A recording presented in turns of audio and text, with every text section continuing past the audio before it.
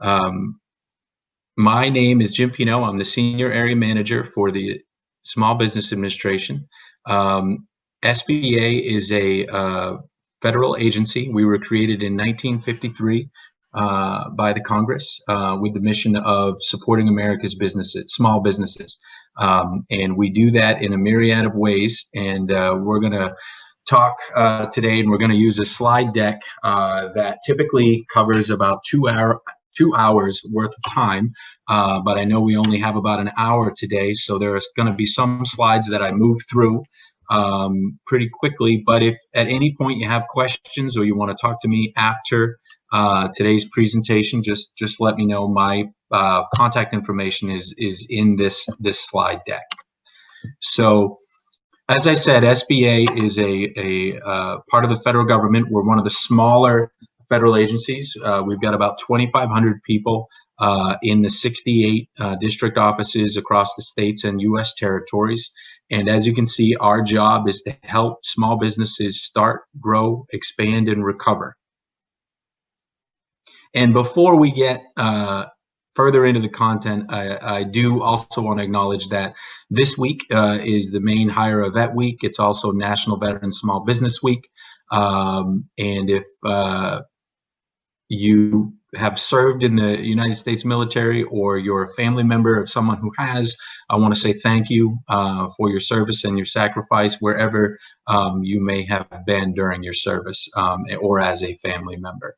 Only about less than 1% of America's population serves, so thank you for what you do. So as you're thinking about starting a small business, one of the things that we ask you to think about is what's your why, and what is the problem that you think you've created a solution for. The only way you're going to be able to separate consumers from their hard-earned money is if you've been able to identify a problem and a solution, and then through your marketing, convince consumers that you've created the solution to their problem, regardless of what your service or product is. So there are many paths to business ownership, and we're going to go through a couple of them this morning. Some of them are new business creation, where you've identified that problem, you think you have the solution, and you start from scratch to create that small business. Another path is to purchase an existing business. Let's say you've been working for an organization for 20 years. You're the project manager. The owner comes to you and says, you know, I'd like to retire in the next 5 years. And you say, okay, let's figure out how I can maybe purchase this business from you. I've been the manager, the project manager for 2 decades, and I know how this business can run. And I've actually got some ideas that if I was in charge, I would be doing pretty well. So let's talk about how I can acquire this business from you. That's happening a lot in Maine. As you know, Maine is one of the older states in the nation with the median age. And so there's a lot of small business owners who are looking for that succession plan. And a lot of them don't have a daughter or son to be able to hand that business over to. So there's a lot of opportunities out there. Another path is franchising, where you decide to open and run a franchise of a larger business, whether it's a McDonald's or a 7-Eleven or a Subway or a VIP. There's lots of different franchises out there, and each one has a slightly different model, and can be a great path for small business ownership, because with a franchise, many of the systems of operation are already in print, they're already in operations, in action, and you simply follow these guidelines. Some franchises are more, the franchisee is more of a manager, and some franchises, the franchisee is actually a small business owner for all intents and purposes, and has much more of a share in the profit and loss. There's also employee to ownership, which is similar to what I just talked about. And then there's the family business succession, which we see a lot of, which we see here in Maine, but there's not as much of that going on as we'd like to see. So in order to come up with this business concept, you've got to have that solution. And here are just some of the criterion that you need to think about. And the key is these are items that need to be clear. They all need to be clear. The more ambiguous it is, the harder it's going to be for you to convince not only um, uh, loan officers or lenders or consumers, but it's harder to convince yourself that you actually have the solution to your consumers' problems. So all of these things right here, the profit potential, the new and different, what is it about your product that is new or different? You don't always have to have the best product, but you have to have a competitive product. So there's a lot of businesses that do the same thing or in the same industry. What is it about your small business that's going to set you apart, so that consumers want to pick you to help solve their problem? You also want to have a comprehensive plan and think about the barriers to entry into the marketplace. And some of the barriers might be specific to the marketplace, whether it's cost of machinery or equipment. Some of the barriers might be your own personal barriers, whether it's how much collateral, how much equity you're able to put, how much skin in the game you have, how much technical experience you have. So these are the things that you want to think about. Some quick distinctions here. The market, you're going to hear a lot, the market and industry. The market those are the customers. Those are the people that you are trying to separate from their dollars. And sometimes you might make a product that your customer is not necessarily the end user. You might be machining a safety valve for an automobile, and your client is the car manufacturers, not the woman who's going to buy that car. So these are the things you need to think about when you're coming up with your plan. Who is the market, and who exactly are your customers going to be? Are they going to be the end user, or is it somewhere in that process in the middle? Because the more definitive you can be with understanding who your customers are, the easier it will be for you to figure out how to market to them. And then the industry is all the other sellers in that industry, whether it's your direct competitors, your suppliers, people in the distribution chain, all those things, all those other moving parts make up the industry. And we've really seen since COVID-19 hit that if you don't have a good grasp of the industry and where you're going to get your supplies and materials, a lot of small businesses in Maine have been impacted because the supply chains have been disrupted. So it's really important to understand not only who your customers are going to be, but the industry that you're going to market, that you're going to operate in. So big picture is, when it comes to market research, the myth is that only big businesses can do market research. And the reality is that all businesses have to do market research if you want to remain competitive. And market research doesn't have to be hiring a marketing firm and giving them $10,000 to go do a 6-month survey and focus groups on your prospective small business idea.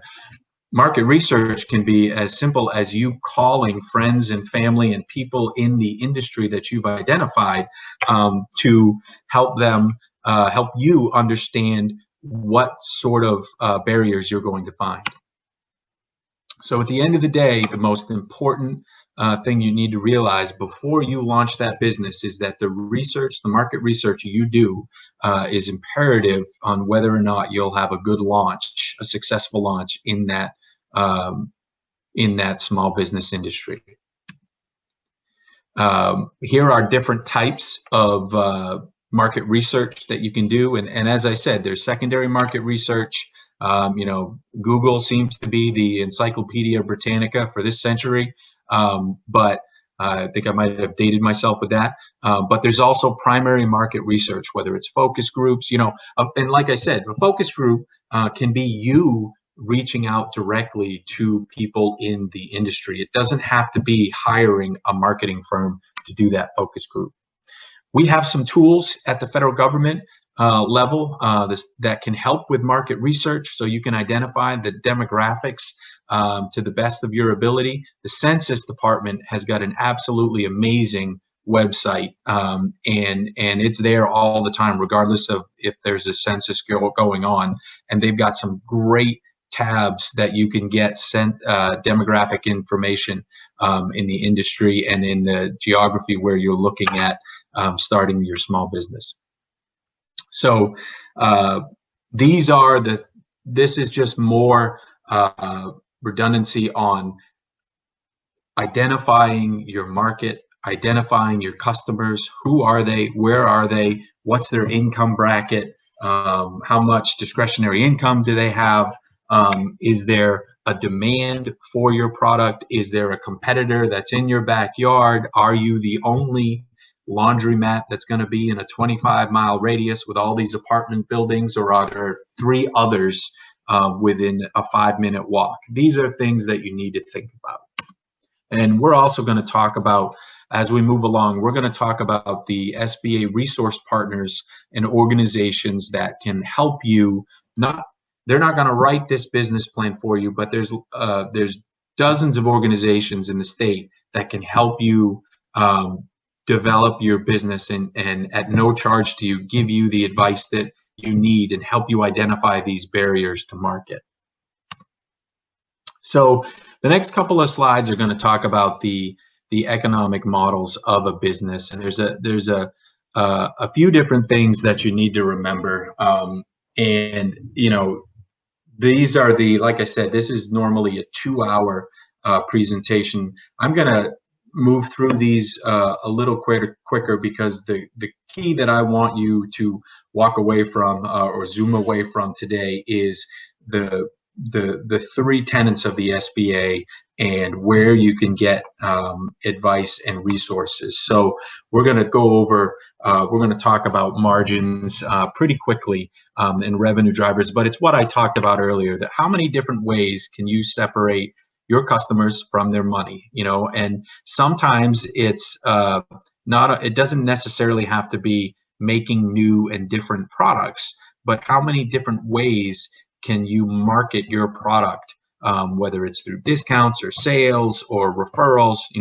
What are the ways that you can help separate those dollars from your customers? 2 of the models that we're going to talk about, the examples are Walmart and Neiman Marcus. And basically, the difference is, when it comes to operating leverage, it's the relationship between your variable costs, the costs that change, and your fixed costs, the costs that don't change. Your rent, your mortgage, your utilities, the price of your supplies. There are things in your business plan. There are costs that are going to change quickly, and there are some costs that are going to stay fixed. So these next couple of slides just kind of give you more information about understanding the difference between, am I going to sell everything like Walmart does at a lower cost, or am I going to have much fewer items, but I'm going to have a higher cost, so I don't have to sell as much of them to make that profit? And you need to identify what works best for your business. And these next couple of slides just talk about the definitions of variable costs, and you can see here. And a good point is, variable does not mean optional. It doesn't mean that it varies in the sense that you don't have to pay these costs. These are costs that you've got to pay regardless of if you want to or not, but they're the cost of doing business. And a lot of times you hear the cost of doing business, if there are increases, that gets passed on down to consumers. And that's part of small business ownership. That's part of the process. And customers understand that. We understand when we're going to the grocery store right now that everything's more expensive, because of everything that's happening. So how you think about your pricing is very important. And it's not always, it doesn't necessarily mean that you can't raise your prices. And here are some examples of fixed costs, brick and mortar location, salaries, not overtime and hourly pay, but, fixed salaries, advertising, your equipment write-offs, this makes a good point. In the early stages of a business, the range, these things constantly change because your business is getting situated. So we're gonna move through here, and these next couple of slides, if you see, it just talks. These give examples of Joe's running a coffee house, and if you look at the details here, he's got a set price for a cup of Java, and the slides want you to understand that you can increase the cost of that cup of coffee slightly, and it's going to create more revenue without negative impacts. And so you have to understand how much can you raise those prices, but being able to sell the same amount and raise the price a little bit, provided other variable costs don't increase as well, can usually correlate into higher revenues. One of the next things we're going to talk about is the types of legal entities. You probably heard of a sole prop or doing business as a DBA. Most small businesses start off as a sole proprietor, and what that means, all of these types of legal entities basically come down to tax implications, tax requirements, liabilities, and the separation between the individual and the small business. When it comes to a sole proprietorship, there is no separation between a small business owner and their personal assets. You are the business.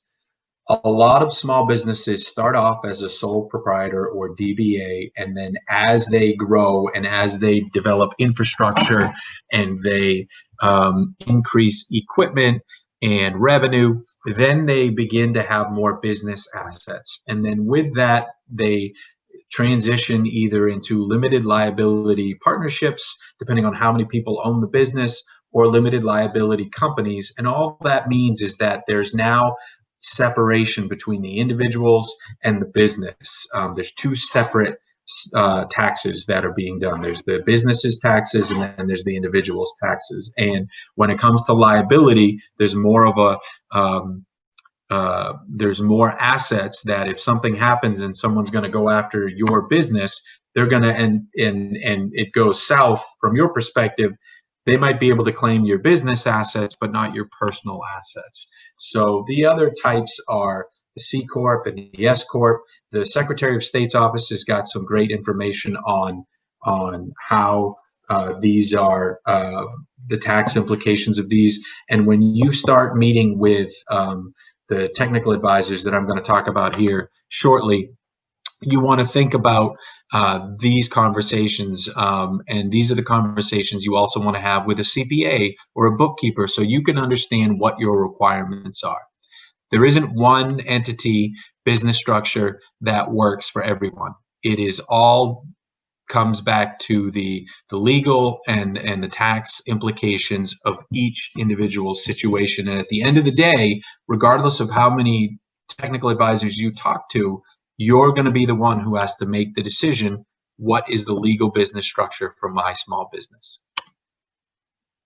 Here is a great website. It's a link to the Secretary of State's office, and they've got some great tools. One of them is the Business Answers program. You can find this on this link, or if you go to maine.gov. That Business Answers program was started years ago, and it can help you understand what type of certifications or permits you need, no matter what industry you want to start here in the state of Maine. It's a great tool. We're going to talk about service partners that the SBA has, official agency partners that we have, and in a minute. But we also want to highlight how important it is for you to have a bail team. If you know, hopefully we've got veterans here in the audience, and we all know how we love our acronyms in the military. Well, it's the same thing in business. You need a bail team, a banker, an accountant, an insurance agent, and a lawyer.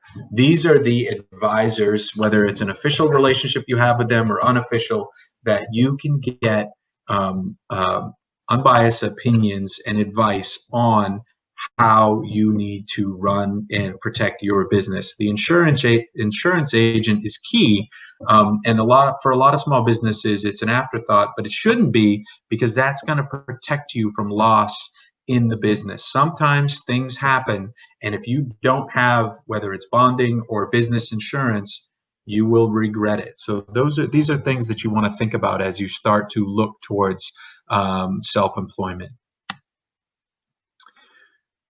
The SBA is, like I said, it's a very small government agency, but we have an amazing amount of operating leverage and power, in the sense that we help small businesses with access to capital. These next couple of slides talk about the many different ways small businesses start and get their financing, whether it's through friends and family lending you money, whether it's through venture capitalists investing in your company for a part of the business, for stock in the business, whether it's private equity, whether it's a microloan, crowdsourcing, you name it. One of the other ways that we help small businesses is through the SBA guaranteed loan process. What the SBA does is we help businesses. For many small businesses, they don't have enough collateral, technical experience, equity, or a higher enough credit score for a traditional direct loan.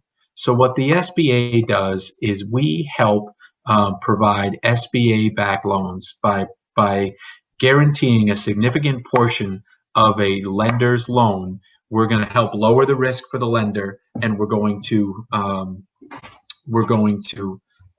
help you get those loan dollars. We also have private investment companies that the SBA partners with that can help you investments in your business. SBA also oversees the SBIR and STTR research and development program, which I'll get into in a minute. And we also have a surety bond program for both government contracts and private work, where a surety bond, basically insurance to make sure that if something happens to your business after you receive that contract, the contract will still be completed. That's what a surety bond is, and SBA has programs that can help with all four of these different capital needs. So, as I mentioned, what the SBA does is we take a more liberal approach to small business lending. We have lower eligibility requirements. An SBA loan can't make a bad loan good, but we have lower eligibility requirements that help small businesses get loans. We also have competitive terms and lower down payments. And for veterans, we have lower or reduced fees for veterans who are getting SBA guaranteed lending. SBA loans, the process is, as I said, the capital isn't going to come directly from the SBA. You're actually going to apply to a bank, credit union, or mission lender. And if the lender doesn't feel that they can give you a direct loan, but they want to lend to you and you meet SBA requirements, they're going to apply to the SBA electronically behind the scenes, and the SBA is going to guarantee that eligible loan, and you're going to get the bank's dollars in a loan. We can help you with startup. We can help you with purchasing a small business. We can help you with lines of credit.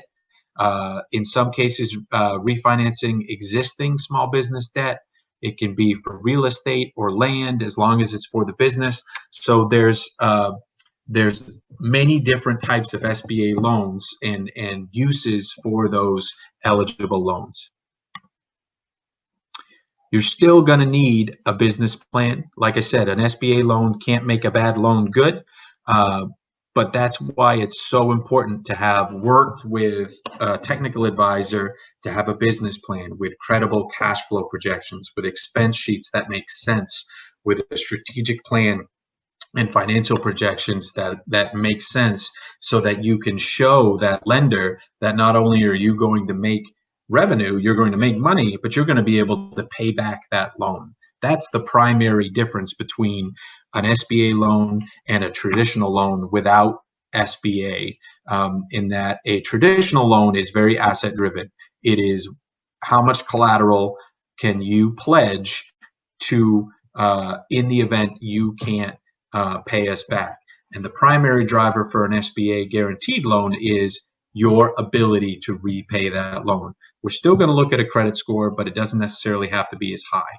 We're still going to look at collateral, but instead of needing 15 to 20% down, you're only going to need the cash equivalent of 10% down. That's a big difference. So these are the things that we can also talk about offline in more detail, but we have some great tools to help you apply or find a lender to talk about a commercial loan.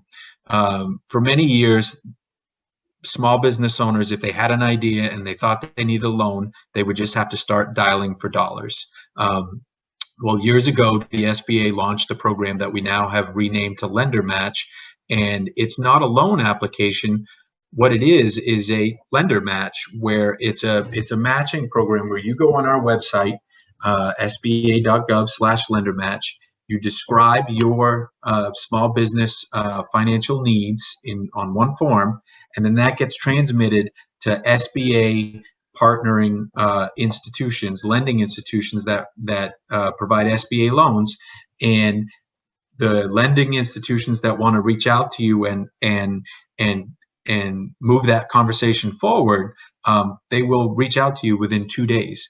And more of our lending partners, both small community banks or credit unions and mission lenders, mission-driven lenders, and the larger banks, are using our lender match. So it's a great way for you to fill out one form, and your request for a conversation is now in front of multiple lending institutions. SBA, as I mentioned, we also work with private investment companies called small business investment companies, that are another source of capital, whether it's through loans or investments. They offer both. And there are, I believe, as of June in 2020, June of 2020, this year, there were 300 SBICs across the country that can help with business investment or lending if you meet their requirements. And you can find more information on them at our sba.gov website here. I talked about grants. Generally, the SBA doesn't award grants to individual small businesses, with the exception of the Small Business Innovation Research and Small Business Technology Transfer programs. These are they are overseen by SBA, but what they actually are is, every year there are 11 federal agencies that participate in the SBIR and STTR programs, and these agencies by law have to keep a certain amount of appropriated dollars set aside for these types of grants. And what it is if these agencies have identified problems that they need solutions for, and they need those solutions to eventually be in the commercial market, if you have an R&D, a project that's in need of R&D in some of these areas, whether it's AI, clean energy, defense products, there may be an SBIR grant program that you can apply to. It's a 3-phase grant program that can help you start the R&D process. The Maine Technology Institute, located with its headquarters in Brunswick, is a state entity that is, when it was created during the when Senator King was governor of Maine during the Angus King administration, when they created the MTI, they put in their charter that MTI will help Maine small businesses with the SBIR and STTR process. So they're a great state partner that we have to help people in these types of industries who may have an R&D need. Again, it comes down to your business plan. It comes down to understanding that your business plan is not something that you write just to get funding and then put on a shelf. Your business plan is a living, breathing document that's going to help you understand everything from the business concept to the risks and assumptions you are going to have to make for your business to be successful. These are the must-haves in your business plan. What I want you to remember today is that if you Google how to write a business plan, you're going to get a bazillion responses, hits back, and you might see a 50-page template, you might see a 10-page template. There's no law that says you need to have a certain number of pages in your business plan. You do want to make sure that you cover these 4 important aspects when you're writing that business plan. You can get assistance on how to write a business plan and see these major components of the business plan at sba.gov, or by reaching out to our partners that I'll talk about here in a minute. So as you are thinking about starting a business, if you're already established in business and you've been operating for a year or two, there's no hard and fast rule, but we also want you to consider selling to the federal government. The reason is twofold.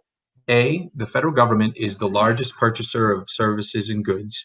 Every year, the federal government purchases $600, $700 billion worth of products and services to be able to complete the federal government's mission, whether that's the Interior Department's mission, the SBA's mission, the DOD's mission. There's only about 2 million federal employees. And when you think about how large the federal government is, it's incumbent upon us to use taxpayers' dollars wisely and to enter into private contracts with businesses, both large and small, to help complete the government's mission.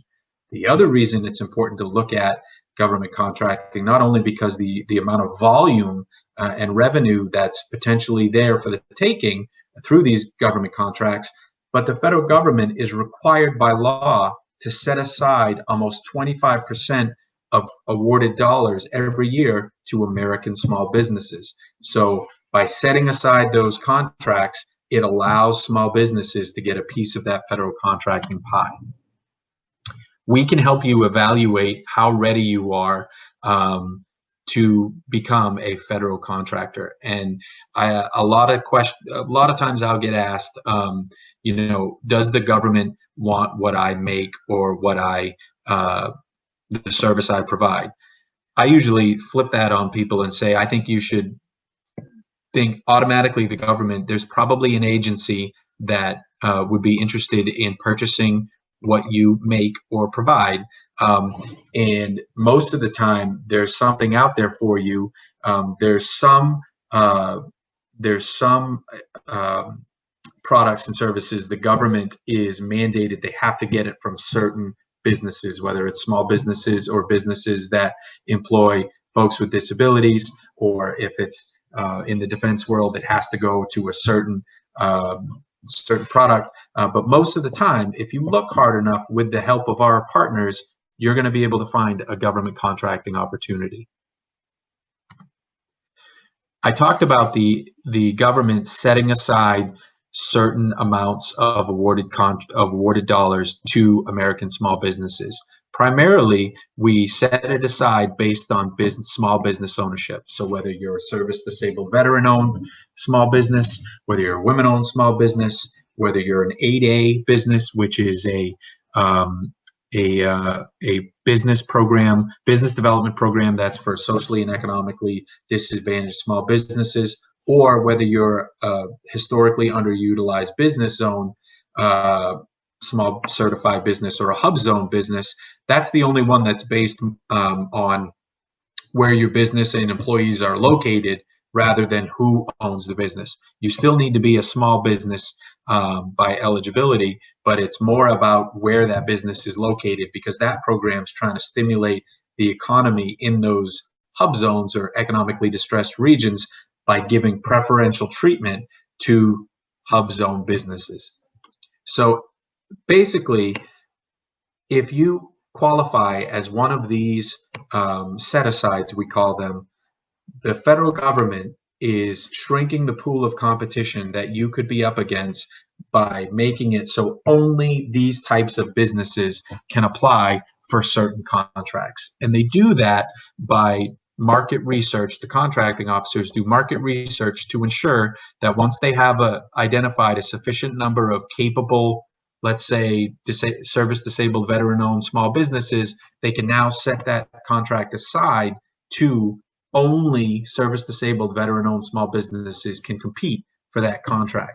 We also require large businesses, when they get certain contracts, to have a small business subcontracting plan. So those large businesses, think General Electric or Pratt Whitney or General Dynamics at BIW, they're also required to use small businesses as subcontractors. So there's lots of opportunity, not just in the defense world, but in all of federal government contracts.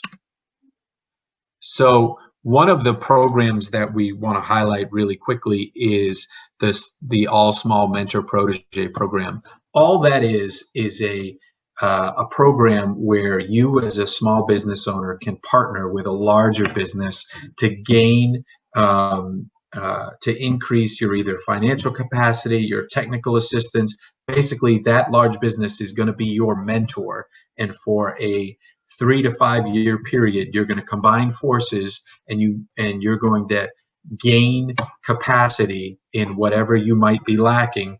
And because of that partnership, you're going to then be able to go after certain small business set-aside contracts. Federal government contracting is its own animal, but it's also not that hard. If I can figure it out, anybody can figure it out. And it's just understanding that the federal government is its own customer, and it's such a large customer with so many different moving parts and so many agencies that we've developed our own nomenclature and our own language. And we have a partner, a great partner in the Procurement Technical Assistance Centers, and we can help you. They can help you understand the government contracting speak. They can help you understand the industries that you're going to operate in. They can help you look for contracts. They can help you review contract proposals.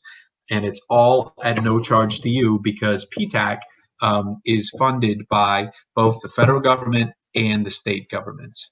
And if you go to mainptac.org, you'll be able to see they have I think they have 8 counselors throughout the state who can help you.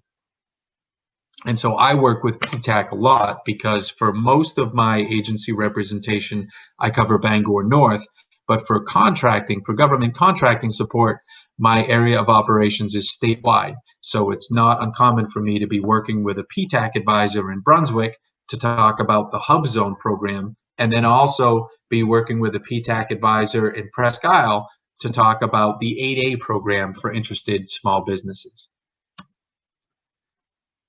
Oh, I mentioned, skip the slide, but I mentioned the Surety Bond program earlier. Similar to government, similar to SBA loan guarantees, we also have SBA Surety Bond guarantees, where we will help a small business get a surety bond with the assistance of a private surety bonding agent if they get a government contract, or they get a private job, construction job, let's say for a hospital or university, and they need bonding. They can come to the SBA. The small business can come to the SBA, and we can help you, if you're eligible, get a surety bond.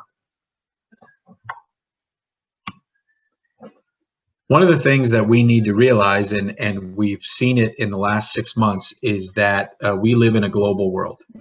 We need to act globally and think locally, right? 96% of your customers are going to live outside the U.S. And you can see here that 2/3 of the world purchasing power is not in CONUS, not in the continental U.S. And there are much more opportunities for you to separate your customers' money from them to you if you understand that there's many more customers outside Maine's borders, outside America's borders. International trade or exporting is a great way to diversify your revenue stream. And for us in Maine, selling across the border is exporting. That's international trade. And there are lots of organizations and SBA programs that can help you understand the increased risk, but increased revenue potential that exists in exporting.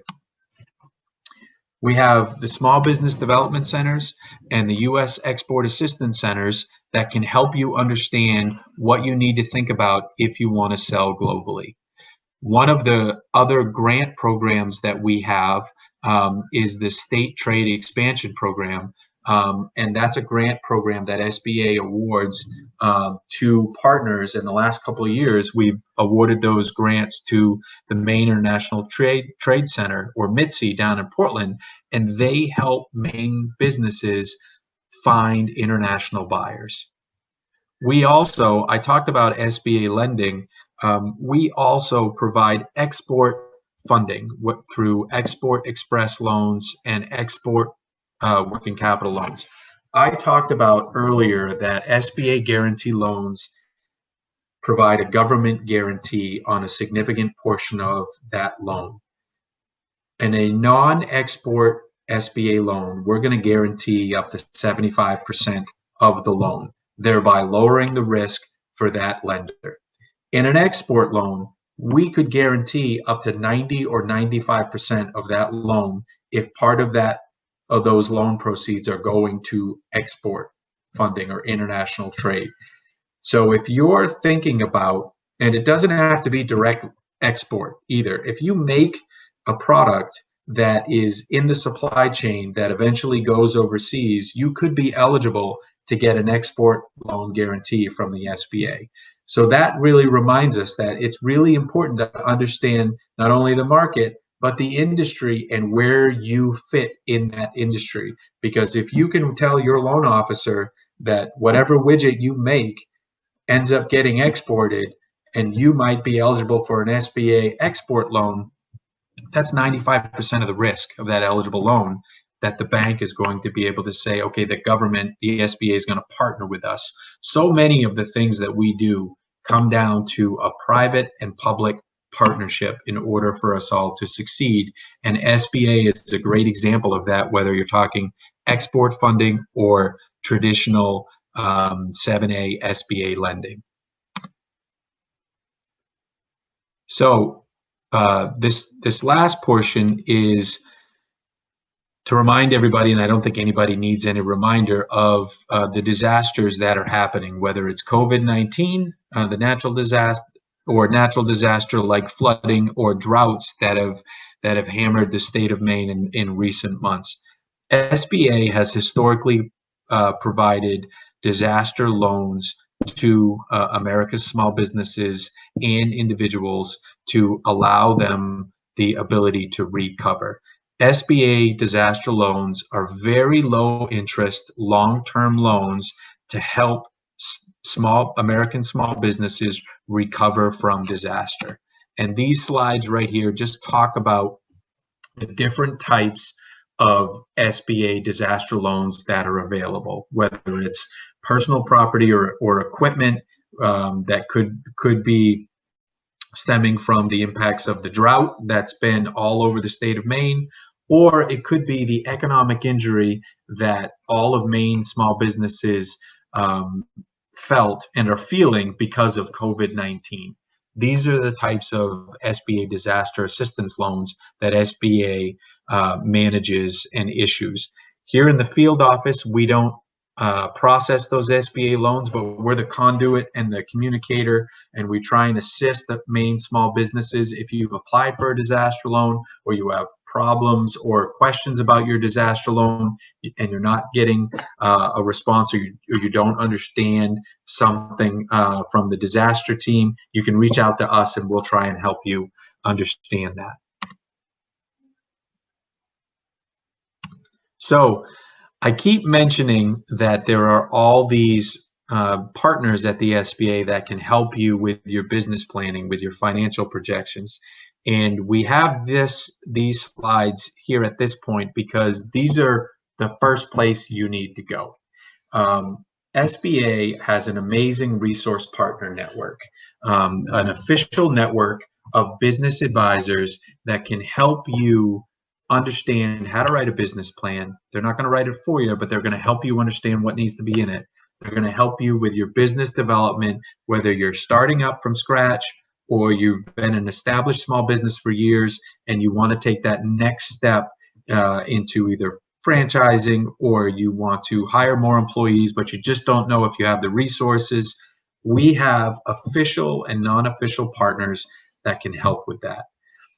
The women business centers, the small business development centers, the veteran business outreach centers, and the SCORE network and chapters across the country are the 4 official SBA partners that can help you with free technical advice for your small business. When I say official agency partner, all that means is that when Congress appropriates dollars to the SBA, SBA in turn helps fund these 4 agencies. We also, so you can get their resources at no charge. We also work with and refer many small businesses to our unofficial partners, whether that's CEI, whether that's New Ventures Maine, whether that's Mainstream Finance, who's also an SBA micro lending partner here in my region. There are dozens of organizations in the state of Maine that help you with your business development planning. And the key is to find the one that works best with you. If you go to sba.gov, I'll just go through these slides quickly, but if you go to sba.gov/Maine, you will find a Maine small business resource guide that has all of these SBA service provider partners listed in all of their contact information. Many of them are working remotely just like I am, and they're helping Maine businesses recover from COVID-19 in their development, and they're also helping new businesses start. So I can't speak enough about how great our Women Business Center partners are, the Small Business Development Centers, the SCORE networks, and the Veteran Business Outreach Centers. The Veteran Business Outreach Centers, the VBOC, is the only one. They're headquartered, VBOC is a national organization, SBA partner. The New England VBOC is located in Rhode Island, but they service Maine as well. And here's their contact information. So as I talked about, the SBA.gov is the national website, and then SBA.gov/Maine is the district office. That's our district office website. There are 7 of us here in the state of Maine. I'm in Bangor. My colleague Brad is in Portland, and then we have 5 folks who are at our district headquarters at the Muskie Building in Augusta, and it's our job to help small businesses through any phase of their development. And here's proof that we're on social media, and this is a snapshot of our district office website. And if you look to the left top block at the bottom where it says resource guide, that Maine district office resource guide is a PDF file. It's a 40 to 45 page document that we print every single year that is specific to Maine, and it lists all of our partners, it lists all of our lending partners, it goes over a lot of the programs that I talked about this morning in much more detail, and it also lists dozens of organizations that help Maine small businesses through various lending, grant programs, technical advice, you name it. You have to remember that Maine's a big state, but we're also geographically, but we're also a small town. And there's a lot of organizations that help small businesses that might not be located in your backyard.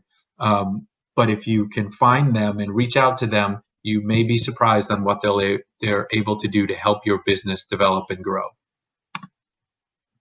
This is a snapshot of our SBA.gov national website. You can see that there's a business planning tool where you can write your business plan and save it in a PDF file.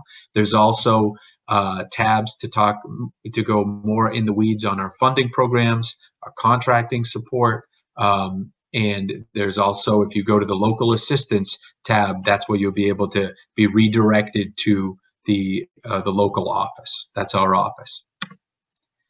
Here is our point of contact. This is everybody who works for the Maine District Office. We can be reached either via email or through our phone numbers here, and it's our job to help small businesses regardless of what phase of development they're in.